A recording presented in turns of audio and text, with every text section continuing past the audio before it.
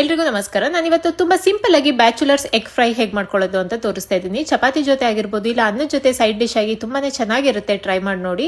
So egg fry ಮಾಡ್ಕೊಳ್ಳೋದಕ್ಕೆ ಮೊದಲಿಗೆ ನಾನಿಲ್ಲಿ 6 ಮೊಟ್ಟೆನ ಬೇಯಿಸ್ಕೊಂಡು ಎಲ್ಲೋ ಮತ್ತೆ ವೈಟ್ನ ಸಪರೇಟ್ ಮಾಡಿ ವೈಟ್ನ ಕಟ್ ಮಾಡಿ ಇಟ್ಕೊಂಡಿದ್ದೀನಿ. ಈಗ ಒಂದು ಪ್ಯಾನಿಗೆ 2 ಚಮಚ ಎಣ್ಣೆ ಹಾಕೊಳ್ತಾ ಇದ್ದೀನಿ.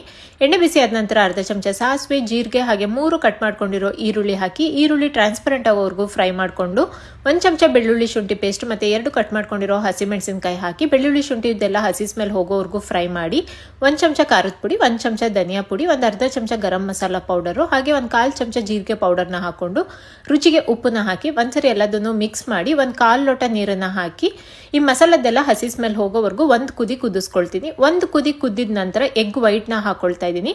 ಎಲ್ಲೋನ ಲಾಸ್ಟ್ ಅಲ್ಲಿ ಹಾಕೊಳ್ಬೇಕು, ಇಲ್ಲಾಂದ್ರೆ ಕಲ್ಸೋಗ್ಬಿಡುತ್ತೆ. ಈ ವೈಟ್ ನ ಮಸಾಲೆ ಜೊತೆ 1 ರಿಂದ 2 ನಿಮಿಷ ಚೆನ್ನಾಗಿ ಬಿಸಿ ಮಾಡಿಕೊಂಡು ನಂತರ ಎಲ್ಲೋನ ಹಾಕೊಂಡು ಲಾಸ್ಟ್ ಅಲ್ಲಿ ಸ್ವಲ್ಪ ಕಟ್ ಮಾಡ್ಕೊಂಡಿರೋ ಕೊತ್ತಂಬರಿ ಸೊಪ್ಪನ್ನ ಹಾಕೊಂಡು ಮಿಕ್ಸ್ ಮಾಡ್ಕೊಂಡ್ರೆ ಟೇಸ್ಟಿ ಆಗಿರೋ ಬ್ಯಾಚುಲರ್ಸ್ ಮೊಟ್ಟೆ ಫ್ರೈ ರೆಡಿ ಆಗಿದೆ.